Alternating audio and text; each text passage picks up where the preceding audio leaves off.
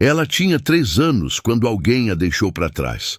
Passou a vida inteira tentando entender o porquê. Chegou a desistir. Mas num dia comum, dentro de um ônibus lotado, um senhor de cabelos brancos olhou para o rosto dela através do vidro. E o mundo dele inteiro parou. Ele sabia quem ela era, mas ela não fazia ideia de quem ele era. E o que ele carregava dentro do peito era um segredo grande o suficiente para mudar a vida dela para sempre.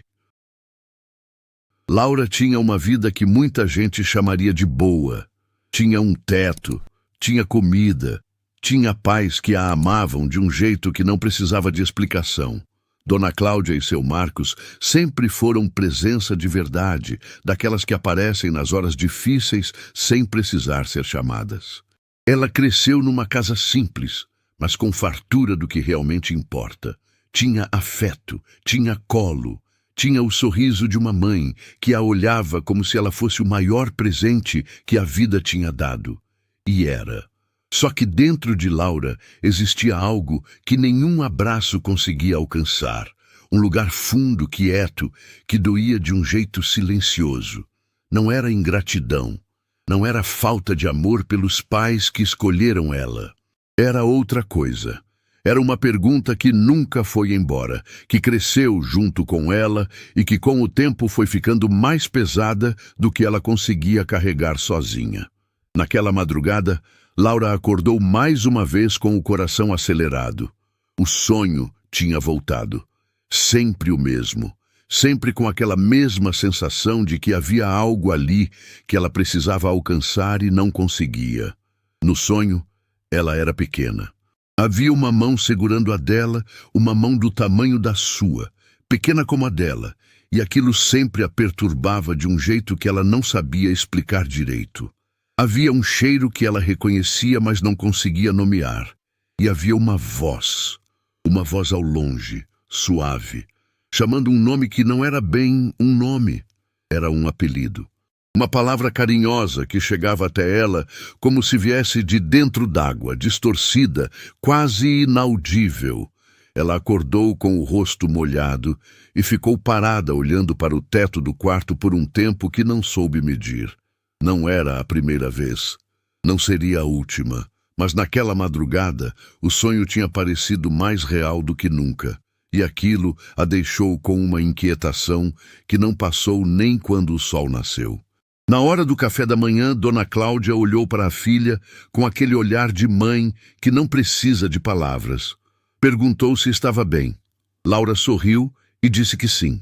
Disse que tinha dormido mal, que era o estudo, que a faculdade estava puxada. Dona Cláudia assentiu, serviu o café, mas continuou olhando com aquele cuidado de quem conhece cada expressão do rosto da filha e sabe quando alguma delas não é verdade.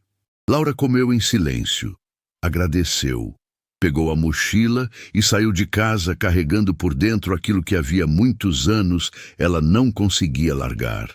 Embaixo da cama de Laura havia uma caixa. Não era grande, mas pesava como se fosse. Dentro dela estavam anos de tentativa. Papéis com nomes anotados à mão, endereços que ela havia pesquisado um por um, documentos que ela pediu e recebeu e releu tantas vezes que as dobras do papel já estavam quase rasgando. Havia anotações com datas, com perguntas, com possibilidades que ela mesma havia riscado quando percebeu que não levavam a lugar nenhum. Cada pista que ela havia juntado ao longo dos anos tinha terminado da mesma forma.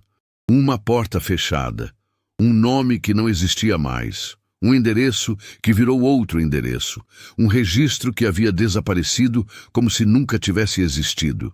Ela havia tentado de todo jeito que conhecia, havia pedido ajuda, havia pesquisado, havia esperado.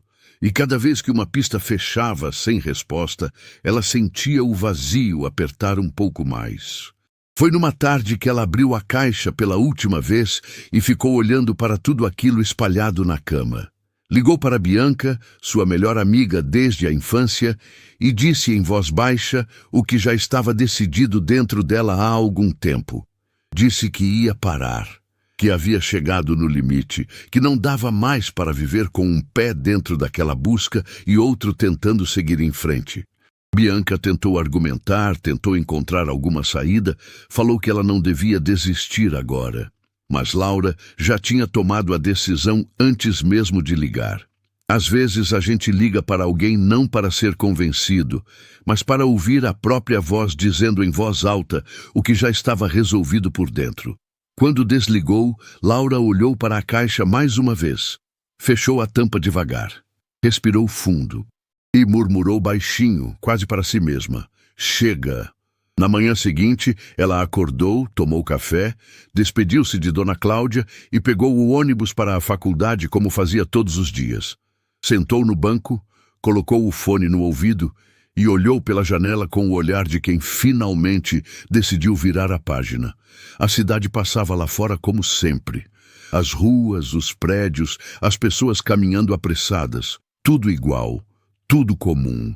Mas um dia, foi aí que ela viu o senhor. Ele caminhava pela calçada num passo tranquilo, de quem não tem pressa. Cabelos completamente brancos, postura ereta. O jeito de quem carregou muita coisa na vida, mas aprendeu a andar sem dobrar os ombros. Ela mal chegou a prestar atenção nele de verdade. Foi menos de 1 segundo. Mas nesse menos de 1 segundo, os olhos do senhor encontraram o rosto dela através do vidro do ônibus, e ele parou. Não foi um parar de quem tropeçou. Não foi o parar de quem esqueceu alguma coisa. Foi o parar de quem viu algo que não esperava ver. O parar de quem recebe um choque no peito sem aviso. Ele ficou completamente imóvel no meio da calçada, com as pessoas desviando ao redor dele sem entender o motivo da parada, e os olhos fixos no rosto de Laura com uma intensidade que ela nunca tinha visto em um estranho. A mão dele subiu devagar até o peito e ficou lá, como se ele precisasse segurar alguma coisa que estava prestes a sair. O ônibus continuou andando. Laura virou o rosto para a frente, o coração batendo num ritmo que ela não soube explicar. Ficou olhando para o banco da frente sem ver nada. Pensou que devia ter sido coincidência. Pensou que o senhor devia ter confundido ela com alguém. Tentou afastar aquela imagem da cabeça e não conseguiu, porque havia algo no olhar daquele homem que ela não conseguia nomear. Não era curiosidade, não era confusão. Era outra coisa. Era o olhar de quem reconhece, de quem encontra algo que perdeu há muito tempo e não acredita que está vendo de verdade. Laura havia desistido de procurar na noite anterior. E naquela manhã, sem que ela soubesse, o destino havia começado a procurar por ela. Ernesto Cavalcanti não era um homem que chorava. Não porque fosse duro por dentro, mas porque havia aprendido ao longo da vida que algumas dores são grandes demais para caber em lágrimas. Havia dores que a gente simplesmente carrega, coloca embaixo do braço todo dia de manhã e segue em frente porque a vida não para de andar só porque o coração pediu um tempo. Ele havia construído uma vida de sucesso que muita gente admirava de fora. Empresas, propriedades, uma reputação construída tijolo por tijolo, ao longo de décadas de trabalho honesto e decisões difíceis. Mas se alguém chegasse perto o suficiente, se alguém olhasse de verdade para aqueles olhos que já tinham visto muita coisa, ia encontrar lá dentro algo que nenhuma conquista material havia conseguido apagar. Uma ferida, antiga, profunda, do tipo que não fecha nunca de verdade. A ferida de um avô que perdeu os netos sem poder fazer nada. Naquela noite, depois de ter visto o rosto de Laura através do vidro do ônibus, Ernesto chegou em casa e ficou sentado na poltrona da sala por horas. Não acendeu a televisão, não pegou o celular. Ficou quieto, olhando para um ponto fixo na parede, deixando a memória voltar do jeito que ela sempre volta quando a gente para de lutar contra ela. Devagar, em pedaços, com aquela mistura de beleza e dor que só as lembranças mais importantes conseguem ter. Marina era a filha que ele havia amado com tudo que tinha. Não porque ela fosse perfeita, mas porque ela era dela, com os defeitos e as graças e o jeito único de ser que nenhuma outra pessoa no mundo tinha. Ela havia nascido numa época em que Ernesto ainda não tinha muito, quando a vida ainda era mais esforço do que resultado. E talvez por isso, o amor que ele sentiu por ela desde o primeiro dia tivesse aquela qualidade diferente, aquela mistura de proteção e gratidão que os pais que lutaram para construir algo entendem muito bem. Marina cresceu sendo a luz da casa. Tinha um jeito de entrar num ambiente e mudar o clima, de chegar perto de alguém que estava triste e fazer aquela pessoa se sentir menos sozinha sem precisar dizer nada de extraordinário. Era um dom, desses que não se aprende e não se ensina. Quando ela conheceu Renato, Ernesto percebeu que a filha havia encontrado alguém que a enxergava do mesmo jeito que ela merecia ser enxergada. Renato era simples, trabalhador, do tipo que não tinha muito, mas dava tudo o que tinha. Os dois se casaram jovens, cheios de planos e de uma energia que só existe quando a gente ainda acredita que o futuro vai ser mais generoso do que o presente. Por um tempo foi assim. Mas a vida tem uma forma própria de testar as pessoas, e ela testou Marina e Renato com uma dureza que poucos conseguiriam atravessar. A condição de saúde de Marina apareceu de um jeito que ninguém esperava. Primeiro foram sinais pequenos, coisas que pareciam não ter importância, que qualquer um atribuiria ao cansaço ou ao estresse do dia a dia. Mas os sinais foram ficando maiores, mais frequentes, mais impossíveis de ignorar. Quando o diagnóstico chegou com um peso que mudou tudo. Não havia cura. Havia tratamento, havia tempo, havia a possibilidade de viver bem por um período. Mas o horizonte havia ficado menor do que qualquer um daqueles dois jovens havia imaginado quando se casou cheio de planos. Ernesto fez tudo o que estava ao alcance. Pagou o tratamento, trouxe especialistas, não poupou nenhum recurso. Mas havia coisas que dinheiro não alcançava, e Marina sabia disso melhor do que ninguém. O que veio depois foi a parte que Ernesto ainda hoje não conseguia pensar sem sentir o chão sumir debaixo dos pés. Marina e Renato estavam numa situação que não deixava saída fácil. A saúde dela exigia atenção constante, os custos eram altos, e Renato, que havia tentado de todo jeito manter a família de pé, havia chegado num ponto em que trabalhar e cuidar da esposa e de 2 bebês ao mesmo tempo estava além do que um ser humano sozinho consegue sustentar. Quando Marina engravidou de gêmeos, os dois sentiram ao mesmo tempo a alegria e o terror. Alegria, porque toda criança que chega traz consigo uma luz. Terror, porque a realidade em que viviam não tinha espaço para acolher aquela luz do jeito que ela merecia. A decisão de entregar os filhos para adoção não foi tomada numa tarde. Foi construída ao longo de noites sem dormir, de conversas que começavam e não terminavam, de choro e de silêncio e de uma dor que não tinha nome, porque não existe palavra para descrever o que uma mãe sente quando percebe que o maior ato de amor que ela pode praticar é abrir a mão do filho. Marina chorou tudo o que tinha, e depois chorou o que não tinha mais. Mas no fim, ela disse uma coisa que Ernesto nunca esqueceu. Disse que não estava abandonando os filhos, estava escolhendo para eles uma vida que ela não conseguia dar, e que isso era diferente. Que amor de verdade às vezes tem a forma mais difícil que existe, a forma de deixar ir. Ernesto havia discordado, havia brigado, havia dito que encontraria um jeito, que não era necessário chegar a esse ponto, que ele mesmo assumiria as crianças se fosse preciso. Mas Marina havia olhado para ele com aqueles olhos que sempre disseram a verdade, e disse que não, que ela queria que os filhos crescessem com pais jovens, com energia, com uma vida inteira pela frente para dar a eles, que ela queria que eles tivessem uma infância sem o peso de uma mãe doente e de uma situação que esmagava a todos. Ernesto não tinha como discutir com aquele amor. Era grande demais para qualquer argumento. As crianças foram entregues quando ainda eram pequenas demais para entender o que estava acontecendo. Ernesto esteve presente naquele dia, e foi o dia mais pesado da vida dele. Depois disso, Marina foi perdendo as forças num ritmo que acelerou mais rápido do que os médicos haviam previsto. Pouco tempo depois, ela partiu, sem ver os filhos crescerem, sem saber se estavam bem, sem poder contar para eles que a decisão havia sido feita com o coração inteiro, não com descaso. Renato desapareceu dentro da própria dor. Ernesto tentou manter contato, mas havia um abismo entre os dois que o luto havia cavado e que nenhum dos dois conseguia atravessar naquele momento. E os netos, os 2 bebês que ele havia visto pela última vez, num dia que preferiu não lembrar com detalhes, haviam sumido dentro de um sistema que não facilitava a busca para quem estava de fora. Ele havia tentado. Havia contratado pessoas, havia acionado contatos, havia batido em portas que não se abriram.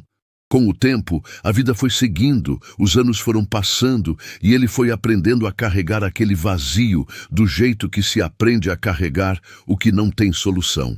Com cuidado, com paciência e sem nunca parar de acreditar que um dia alguma coisa mudaria. E então veio aquela manhã, aquele ônibus, aquele rosto. Ernesto se levantou da poltrona, foi até a gaveta do escritório e tirou de dentro uma foto antiga. Marina jovem, sorrindo, com aquele sorriso que iluminava qualquer ambiente. Ficou olhando por um tempo longo. Os olhos de Laura eram os olhos de Marina. O jeito de inclinar levemente a cabeça quando olhava pela janela era o jeito de Marina. Havia algo na postura, na forma como ela segurava a mochila, no perfil que ele havia visto por menos de 3 segundos através do vidro do ônibus, que era familiar de um jeito que não cabia em coincidência. Ele sabia, não com a certeza de um documento ou de um exame, com a certeza de quem reconhece sangue do próprio sangue. Na manhã seguinte, ele ligou para Dário. Era um profissional em quem confiava há anos. Discreto, competente, do tipo que faz o trabalho sem alarde e sem deixar rastro desnecessário. Ernesto foi claro nas instruções. Queria saber o nome da jovem, onde estudava, qual linha de ônibus pegava e em que horário. Mas não queria nada invasivo. Não queria que ela fosse abordada, que sua rotina fosse perturbada, que ela sequer percebesse que havia alguém apurando informações sobre ela. Só observação. Só o necessário para que ele pudesse ter certeza antes de dar qualquer passo.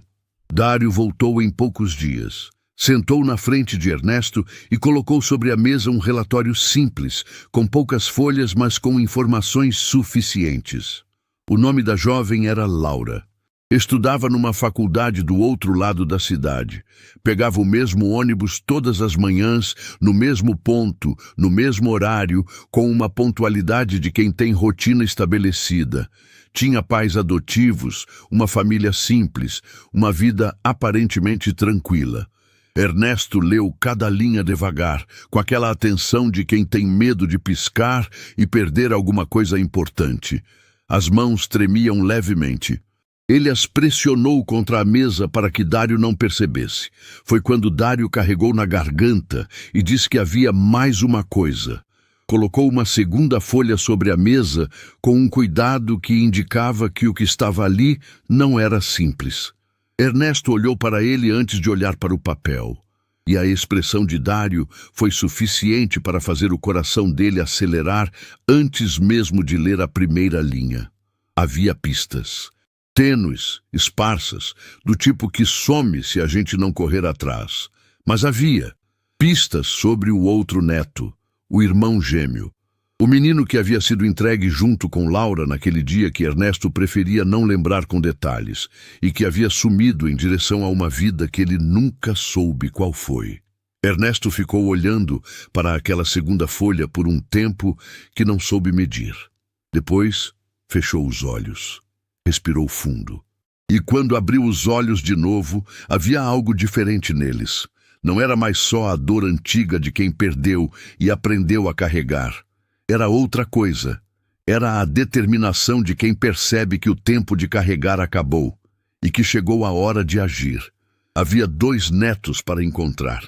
E ele não ia descansar enquanto os 2 não estivessem de volta.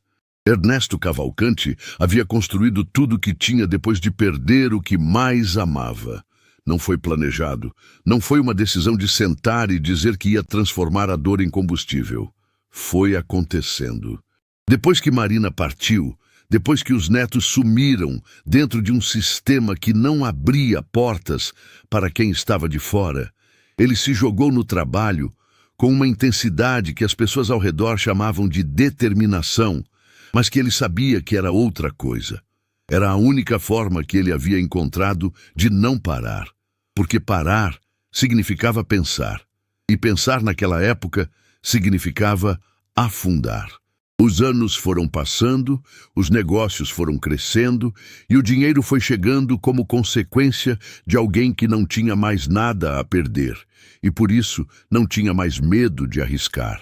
Mas nenhuma conta bancária, nenhuma conquista, nenhum reconhecimento havia preenchido o lugar que ficou vazio naquele dia em que ele viu os netos pela última vez. Dário havia cumprido a parte dele com a eficiência de sempre. Ernesto tinha o nome, o horário, a linha do ônibus. Tinha informação suficiente para o próximo passo. O que ele não tinha era certeza de como dar esse passo sem errar. Chegar na frente de Laura e dizer quem era sem qualquer preparação seria um erro que ele não podia cometer. Ela era uma jovem que havia passado anos tentando encontrar respostas e que havia desistido fazia menos de 2 dias. Chegar de forma errada poderia fechar uma porta que levou uma vida inteira para aparecer. Precisava ser diferente, precisava ser humano, precisava ser real. Por isso, na manhã seguinte, Ernesto deixou o relógio em casa. Trocou o paletó pela roupa mais simples que encontrou no guarda-roupa, aquela que usava nas raras vezes em que queria passar despercebido. Saiu de casa mais cedo do que o necessário, caminhou até o ponto de ônibus que Dário havia identificado e esperou. O coração batia num ritmo que ele não sentia havia muito tempo. Quando o ônibus chegou e as portas se abriram, ele entrou, pagou a passagem e procurou com os olhos.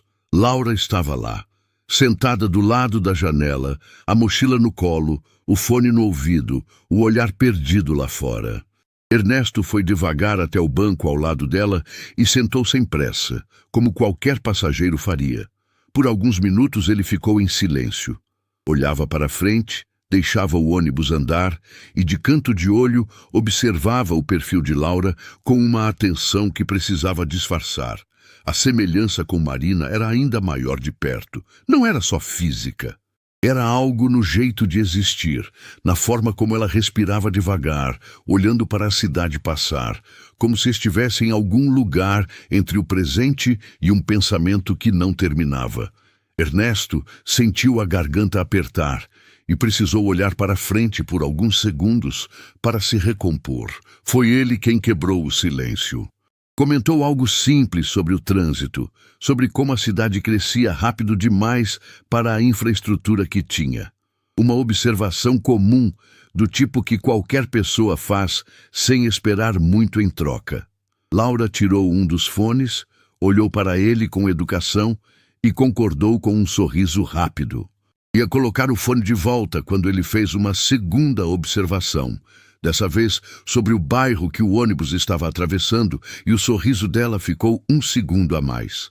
Ela respondeu com uma frase completa dessa vez. E a conversa começou. Não foi uma conversa extraordinária no começo. Foi exatamente o tipo de troca que acontece entre estranhos num transporte público quando um dos dois decide que o silêncio não é obrigatório. Mas havia algo no jeito de Ernesto ouvir que era diferente. Ele não ouvia para responder. Ouvia de verdade, com uma atenção que as pessoas percebem mesmo sem saber nomear. E Laura, que estava acostumada a carregar seus pensamentos sozinha, foi sentindo sem perceber que estava falando mais do que pretendia. Contou que estava na faculdade, que gostava do que estudava, que seus pais eram pessoas que ela admirava de um jeito que não cabia em palavras simples. E então, numa pausa entre uma frase e outra, disse algo que não havia planejado dizer. Disse que às vezes carregava um peso que não sabia explicar direito. que era como ter uma pergunta dentro do peito que não encontrava nem a resposta e nem a saída. Ernesto ouviu aquilo sem piscar. Perguntou com cuidado se era o tipo de peso que a gente aprende a conviver ou o tipo que não deixa dormir. E Laura olhou para ele com uma surpresa genuína, porque era exatamente essa a diferença que ela nunca havia conseguido colocar em palavras, mas que aquele senhor desconhecido havia dito de primeira.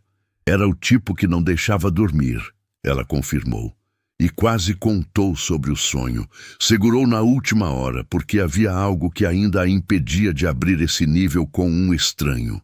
Mas o fato de ter chegado até ali já era mais do que ela havia esperado daquela manhã.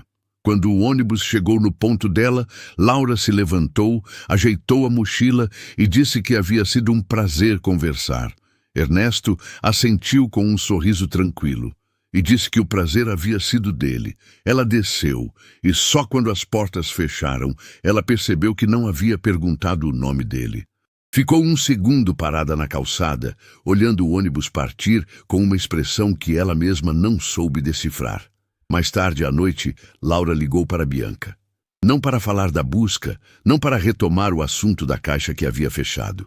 Ligou para contar, quase sem querer, que havia tido uma conversa estranha num ônibus com um senhor de cabelos brancos que ouvia de um jeito que ela nunca tinha visto em ninguém.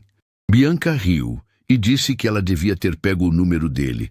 Laura riu junto, mas ficou pensando depois que desligou. Havia algo naquele homem. Não sabia o quê, mas havia. Ernesto chegou em casa naquela tarde e foi direto à gaveta do escritório. Tirou a foto de Marina e colocou sobre a mesa. Ficou olhando por um tempo longo, comparando o que via na foto com o que havia visto naquele banco de ônibus. A voz de Laura tinha uma cadência que ele reconhecia. O jeito de pausar antes de responder, de escolher a palavra certa antes de falar, era de Marina. Ele fechou os olhos e ficou ali em silêncio com aquela certeza que já não era mais intuição. Era algo mais sólido que isso. Mas precisava de mais, precisava conhecê-la melhor antes de dar o passo que não teria volta. O celular vibrou. Era Dário. Ernesto atendeu e ouviu em silêncio o que o outro tinha para dizer. Quando a ligação terminou, ele ficou parado por um momento com o aparelho ainda na mão. Dário havia aprofundado a investigação sobre o irmão gêmeo, seguindo as pistas que havia encontrado. E o que ele havia descoberto era algo que Ernesto precisava processar antes de qualquer reação. O irmão de Laura não estava do outro lado do país. Não estava numa cidade distante ou num lugar de difícil acesso. As pistas apontavam para uma localidade a menos de 2 horas dali. O menino que Laura sonhava havia a vida inteira, o irmão que ela nem sabia que era real, poderia estar a uma distância que ela jamais teria cogitado. Ernesto colocou o celular sobre a mesa devagar. Olhou para a foto de Marina e disse em voz baixa, para ninguém ou talvez para ela, que estava chegando, que ia demorar um pouco mais, mas que estava chegando. Os dias que se seguiram foram se tornando uma rotina que nenhum dos dois havia planejado, mas que os dois passaram a esperar. Ernesto chegava no ponto antes do horário. Laura subia no ônibus e, quando via o banco ao lado dele disponível, sentava sem pensar muito, como quem senta no lugar que já é seu. A conversa fluía com aquela naturalidade rara que normalmente leva meses para se construir entre duas pessoas e que ali havia chegado sem avisar, como se o tempo entre eles funcionasse de um jeito diferente do tempo lá fora. Laura ainda não sabia o nome dele. Ernesto sabia tudo que Dário havia levantado sobre ela, mas havia uma coisa que nenhum relatório era capaz de capturar, e que ele estava descobrindo banco por banco, manhã por manhã. Laura era uma pessoa de uma qualidade humana rara. Ouvia com atenção, pensava antes de falar, tinha opiniões firmes, mas não as impunha. Tinha o dom de fazer uma conversa simples parecer importante. Era de Marina. Era completamente de Marina. Numa dessas manhãs, Ernesto chegou com um silêncio diferente. Não era o silêncio tranquilo de sempre. Era um silêncio carregado, do tipo que ocupa espaço. Laura percebeu antes mesmo de ele sentar.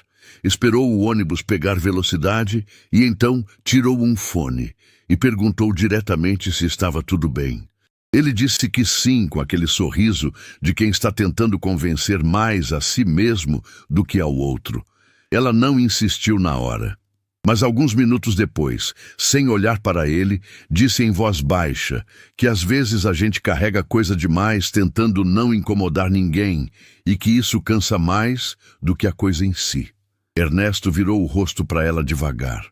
E pela primeira vez, desde que aquela amizade havia começado, sentiu que talvez fosse ela quem estava cuidando dele, e não o contrário. Foi nessa manhã que ele resolveu perguntar sobre a infância. Não de forma direta, não com a urgência de quem está investigando, mas com a suavidade de quem está genuinamente interessado. Perguntou se ela tinha memórias boas de quando era pequena. Laura sorriu e contou histórias dos pais adotivos com um afeto que não tinha nada de artificial. Falou de Dona Cláudia ensinando ela a fazer pão numa tarde de chuva, de seu Marcos levando ela para pescar num rio perto de casa e os dois voltando sem nenhum peixe, mas rindo o caminho inteiro. Contou com aquele calor de quem sabe que foi amada e reconhece isso como um privilégio. Ernesto ouvia com o peito cheio de uma gratidão que ele não esperava sentir, porque aquelas histórias eram a confirmação de que Marina havia acertado. Os filhos haviam chegado em lares de verdade. Então, Laura parou no meio de uma frase. Ficou um segundo olhando para a janela e disse que havia também as outras memórias. As de antes. As que ela não sabia direito se eram memórias de verdade ou se eram o sonho que voltava de vez em quando, e que com o tempo havia se misturado com a realidade de um jeito que ela não conseguia mais separar. Ernesto ficou completamente imóvel. Perguntou, com uma voz que precisou controlar para não sair diferente, o que aparecia nessas memórias. Laura ficou em silêncio por alguns segundos. Tinha uma mão pequena segurando a dela, disse. Um cheiro que ela reconhecia, mas não conseguia identificar. E uma voz chamando um nome que não era bem um nome. Ernesto perguntou se ela lembrava qual era esse nome. A pergunta saiu mais devagar do que ele pretendia, com um cuidado que beirava o cerimonial. Laura virou o rosto para a janela.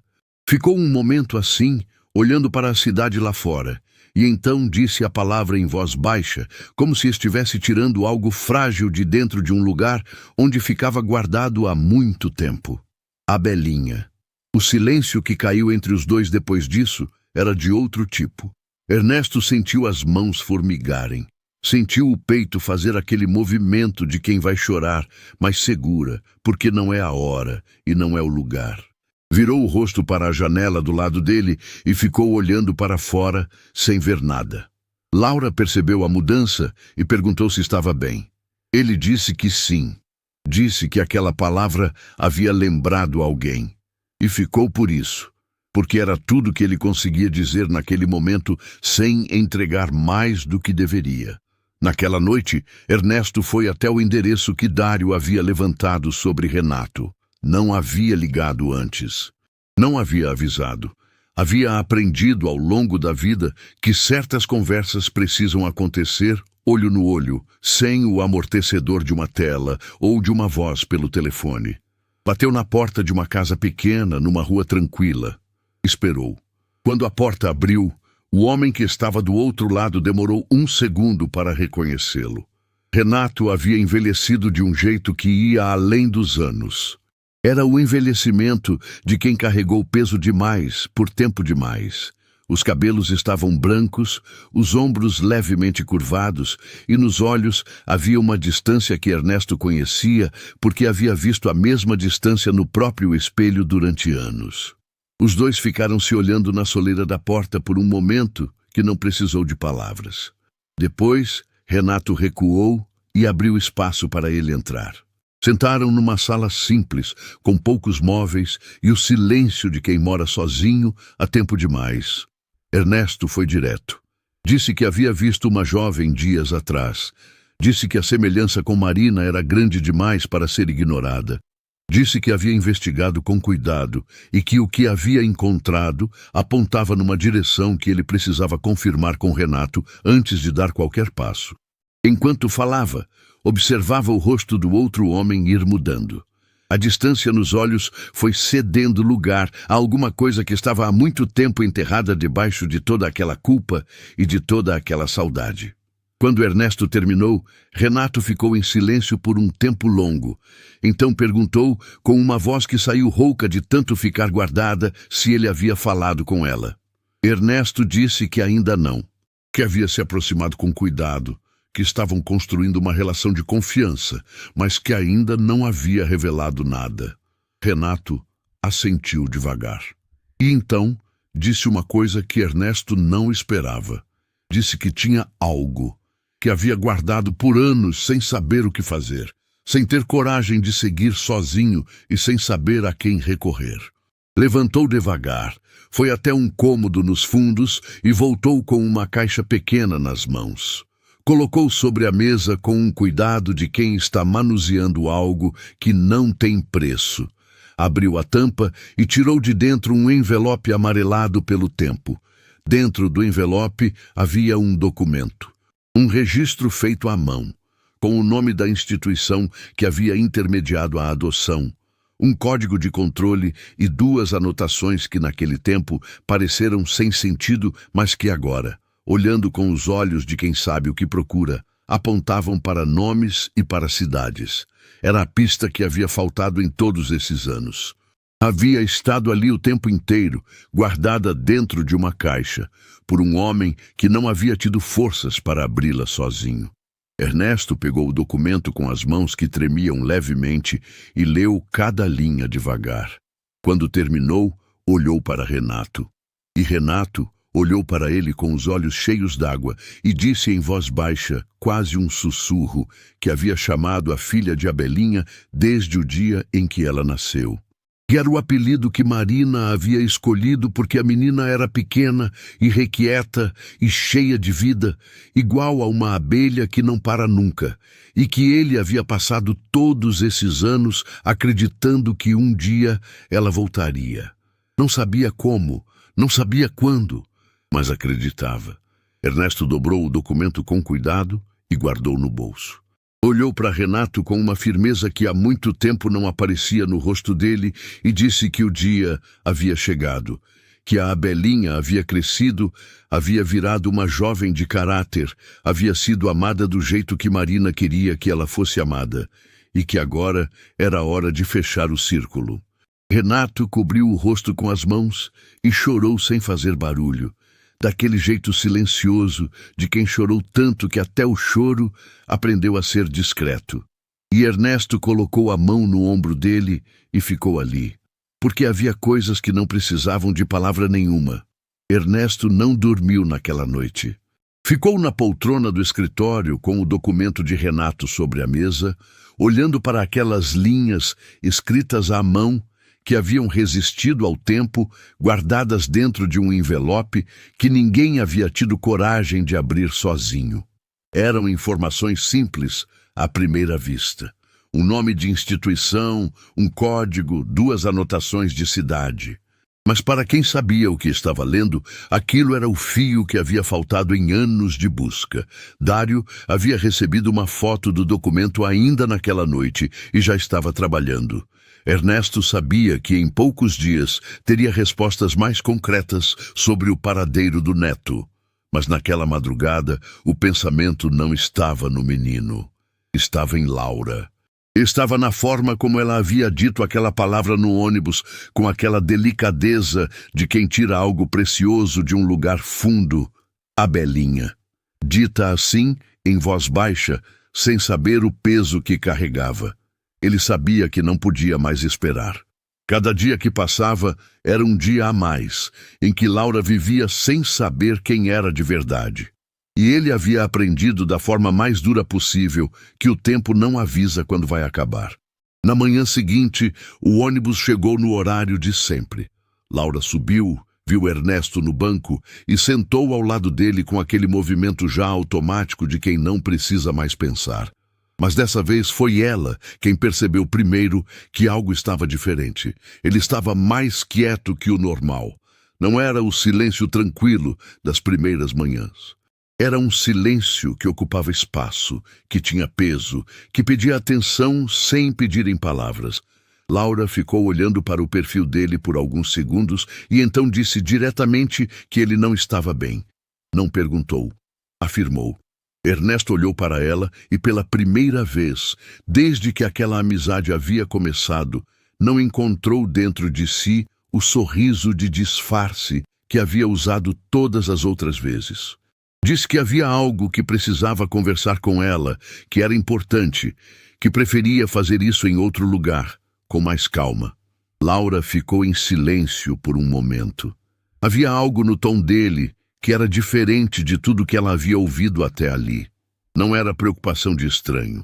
Era outra coisa. Era o tom de quem carrega uma responsabilidade grande e sabe que chegou a hora de depositá-la no lugar certo. Ela assentiu e disse que tudo bem. Desceram 2 pontos antes do habitual e entraram num café pequeno e tranquilo perto dali. Sentaram numa mesa no fundo, longe do movimento da entrada. O garçom trouxe 2 cafés que nenhum dos dois havia pedido com muita convicção. Ficaram parados por alguns segundos, com as xícaras na frente e o silêncio entre eles. Então, Ernesto começou. Disse que havia uma história que ela precisava ouvir, que era uma história que envolvia uma jovem chamada Marina, que havia sido corajosa de um jeito que pouca gente consegue ser, que havia amado de um jeito que pouca gente tem coragem de amar. Laura ouviu o nome e não reconheceu. Ficou quieta, com as mãos em volta da xícara, esperando. Ernesto continuou. Falou de Renato, do casamento jovem, dos planos que a vida foi desmontando aos poucos com aquela crueldade silenciosa que não pede licença. Falou da condição de saúde de Marina, sem entrar em detalhes que não eram necessários, apenas o suficiente para que Laura entendesse o peso daquele período. Falou da pobreza que não dava trégua, das noites sem solução, de 2 jovens que amavam um ao outro e que foram sendo consumidos por uma realidade que não tinham como controlar. E então falou dos filhos. Laura não se mexeu. A respiração foi ficando mais contida, mais curta, como o corpo fazendo economia de ar sem que ela mandasse. Ernesto contou que Marina havia tomado a decisão mais difícil da vida dela com o coração inteiro, que não havia sido abandono, que havia sido o maior gesto de amor que aquela mulher havia conseguido fazer dentro das circunstâncias que a vida havia colocado na frente dela, que ela havia chorado cada lágrima que tinha e algumas que não tinha mais. E que havia dito antes de fechar aquele capítulo que não estava deixando os filhos para trás. Estava escolhendo para eles uma vida que ela não conseguia dar. A primeira lágrima de Laura desceu sem que ela percebesse. Ela não levou a mão ao rosto.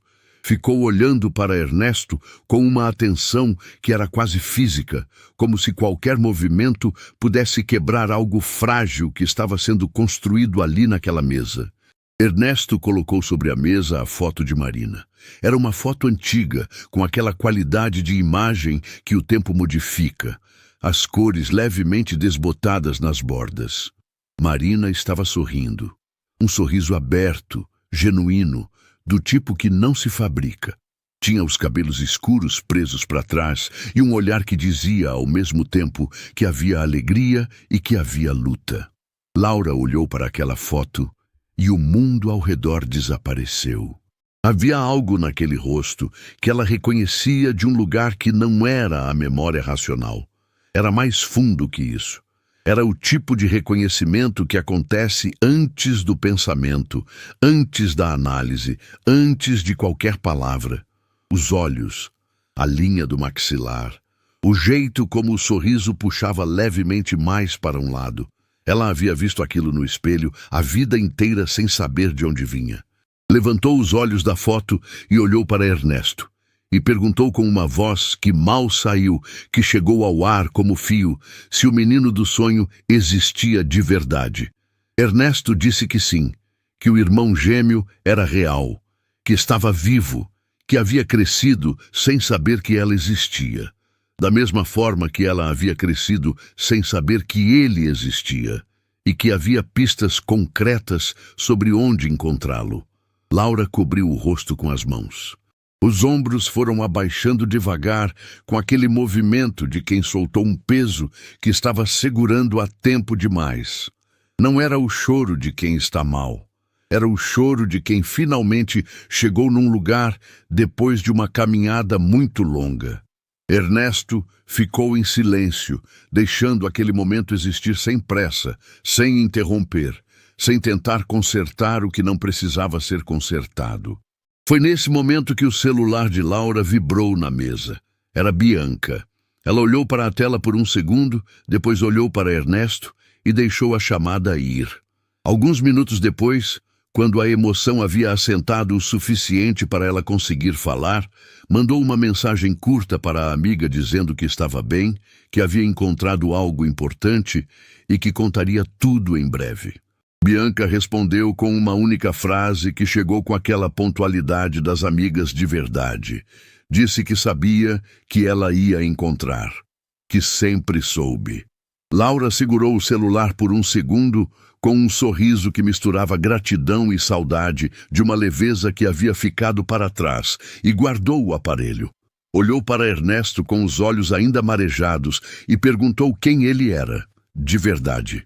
Porque havia algo naquele homem que estava além de um estranho que tomava o mesmo ônibus.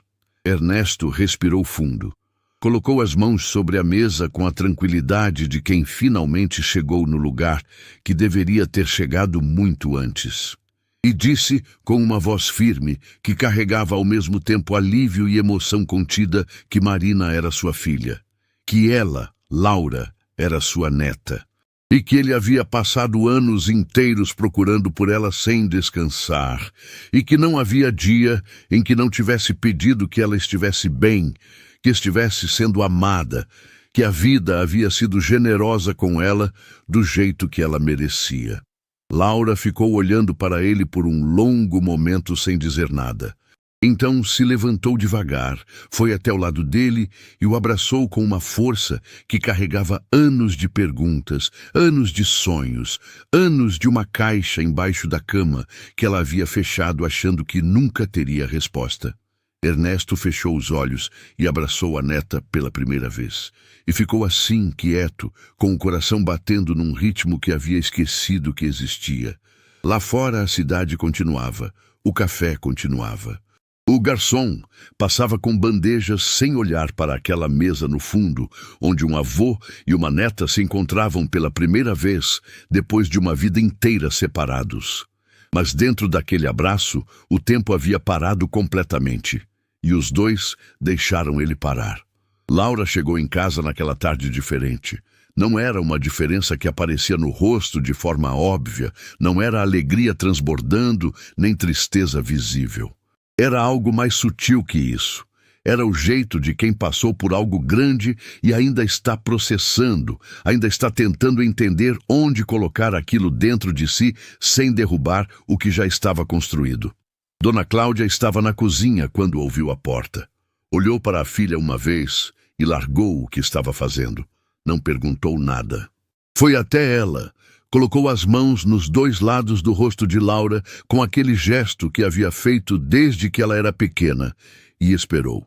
Laura abriu a boca para começar a explicar e não conseguiu. As palavras não saíam na ordem certa.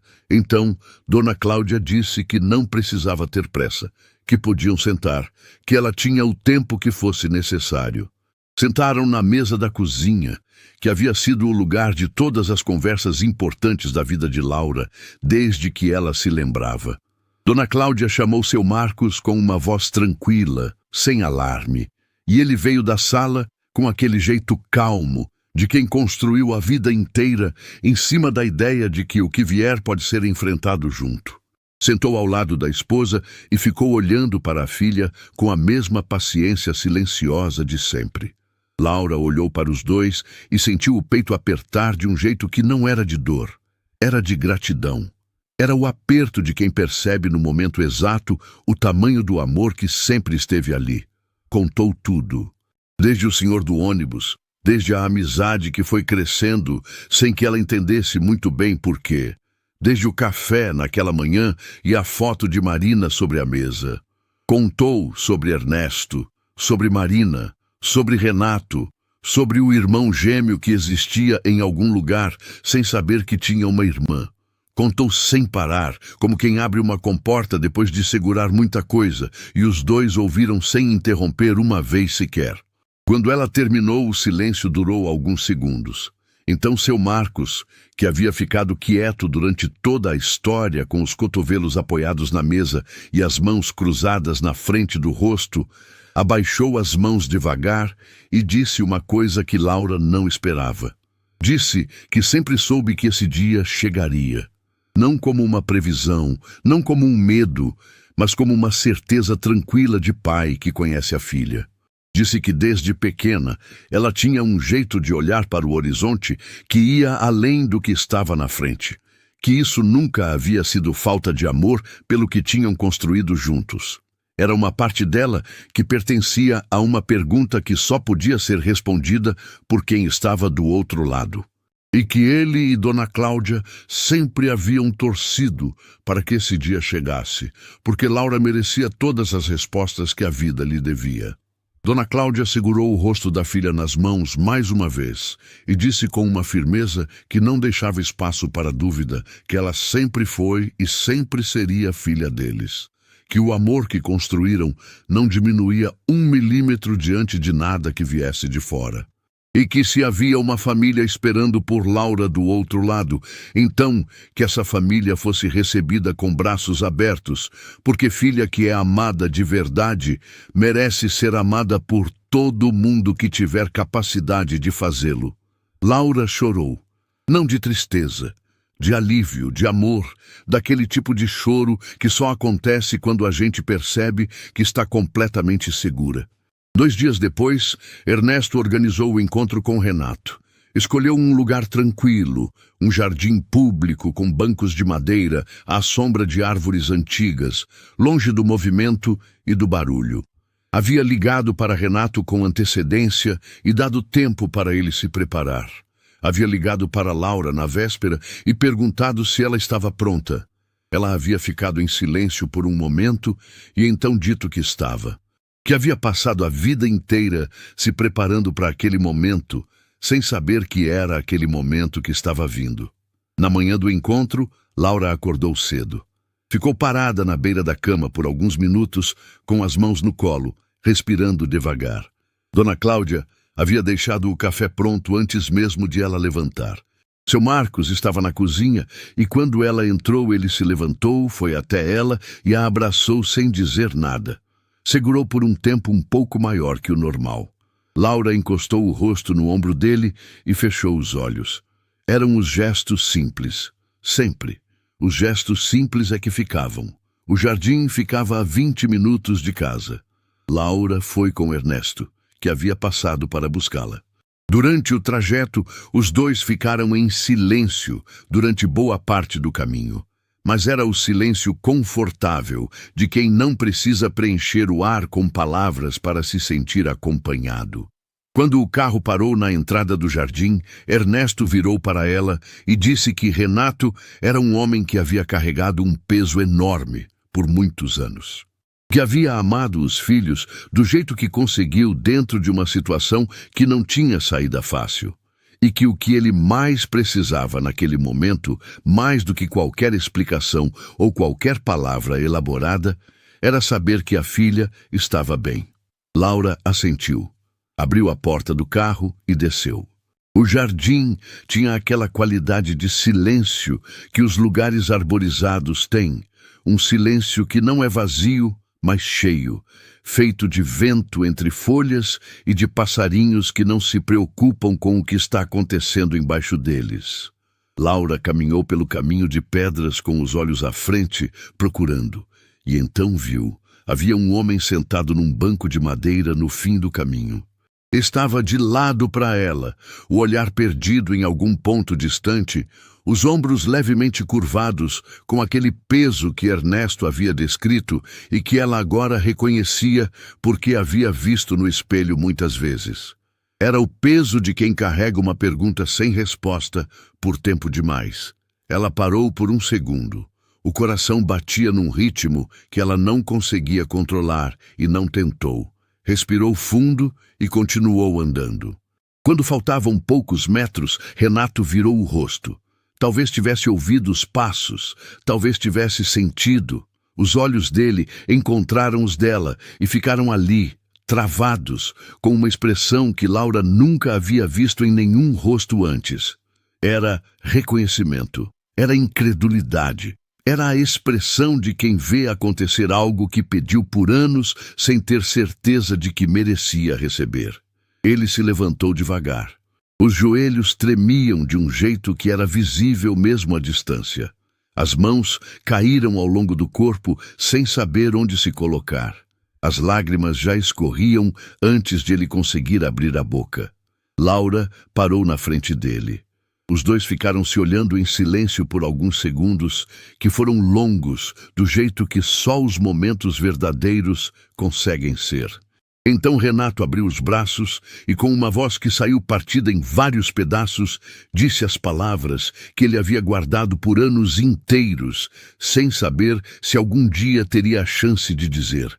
Disse que sabia, que sempre soube, que a abelhinha ia voltar. Laura entrou naquele abraço e foi. Chorou tudo o que havia guardado desde que se lembrava. Chorou as madrugadas acordada com o sonho que não ia embora. Chorou as pistas que não levavam a lugar nenhum. Chorou o dia em que fechou a caixa e disse chega. Chorou de alívio, de dor, de gratidão, de todas as coisas ao mesmo tempo que não cabiam em nenhuma palavra, mas cabiam perfeitamente naquele abraço. Renato chorava junto, em silêncio, com aquele choro contido de quem aprendeu a sentir por dentro, porque por fora não havia mais espaço. Apertou a filha com a força de quem está com medo de que aquilo seja mais um sonho, de que se soltar, vai acordar de volta para o vazio de sempre. Foram assim por um tempo que nenhum dos dois mediu. Quando se separaram, Renato colocou as mãos nos ombros dela e ficou olhando para o rosto da filha com aquela atenção de quem quer gravar cada detalhe.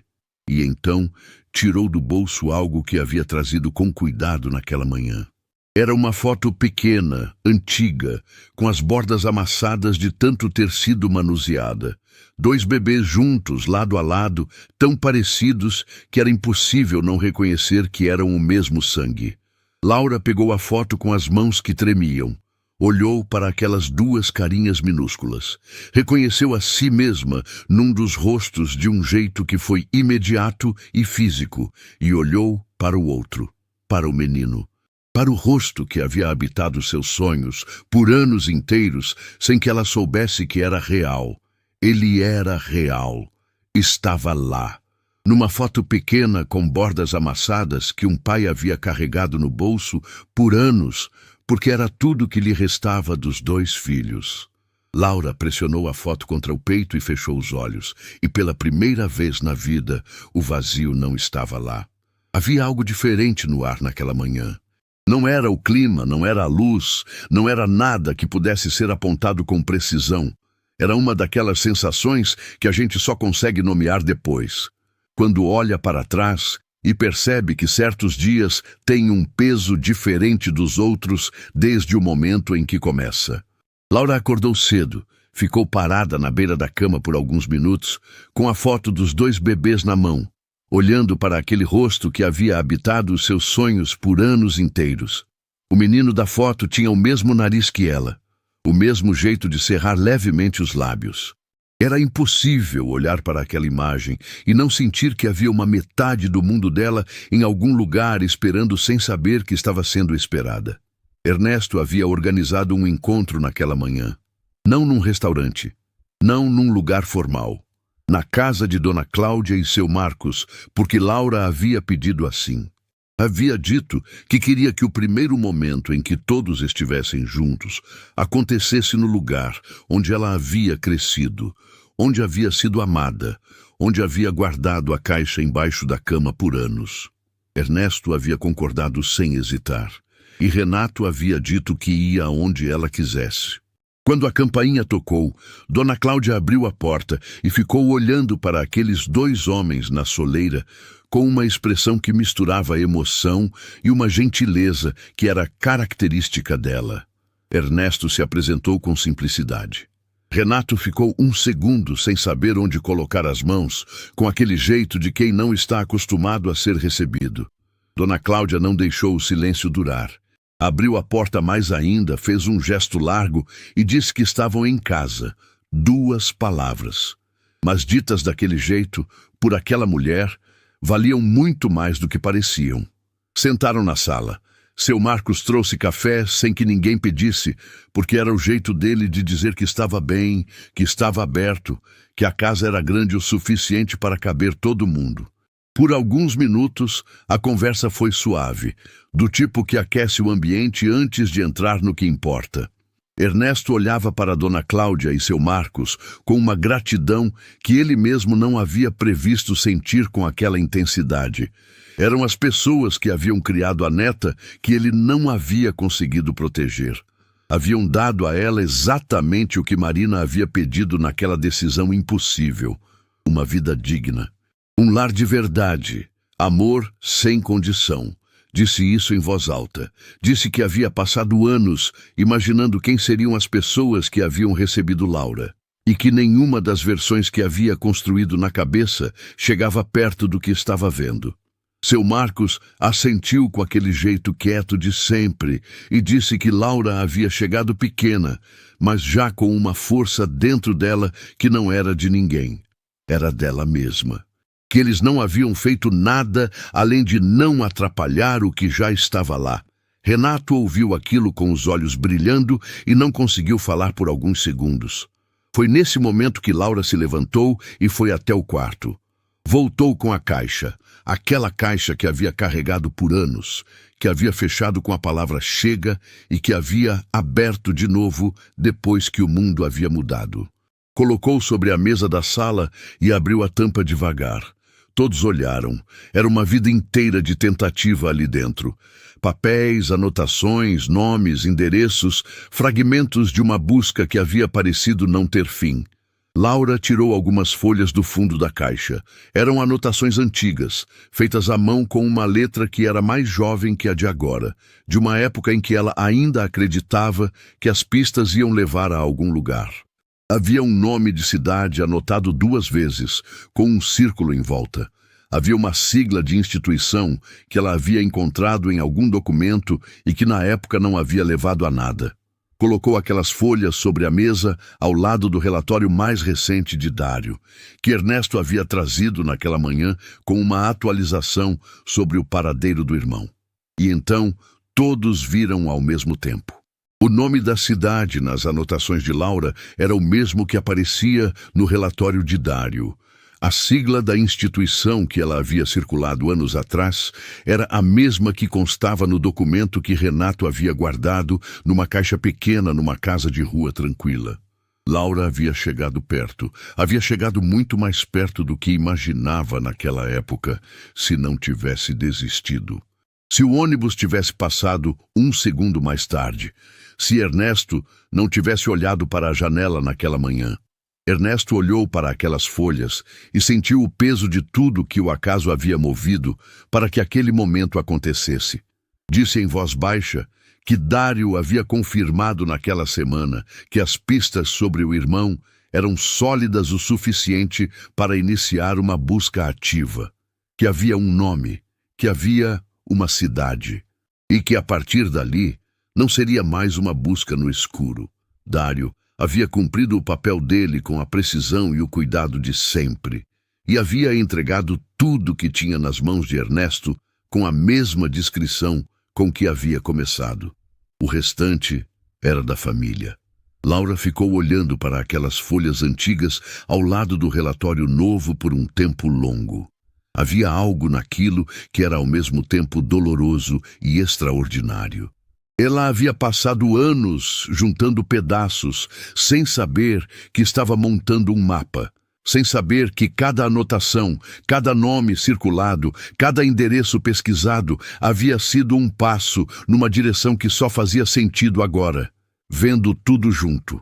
Renato colocou a mão sobre as dela com um gesto simples e disse que o menino havia crescido igual a ela, sem saber, carregando uma pergunta que não tinha resposta.